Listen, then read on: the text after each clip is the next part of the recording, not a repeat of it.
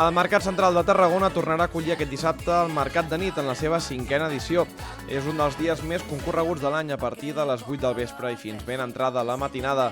Els establiments del mercat oferiran més de 40 varietats de tapes i tastos d'una setzena de propostes diferents, a les quals se sumen enguany la parada Maria Carmen i Diego del Mercat de Torreforta i l'OPP 92 Peix Blau de Tarragona.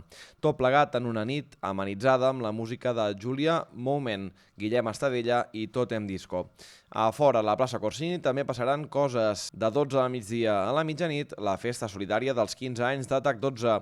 Aquesta casa s'ha marcat el repte de recaptar 15 tones de menjar per al Banc dels Aliments. És tot producte de mercat, producte de proximitat i hi haurà un munt de tastos. O sigui que nosaltres el que volem és omplir de nou el mercat, que sempre ho hem fet, i que vingui moltíssima gent a tastar-ho tot. És una cosa que a més és molt divertida.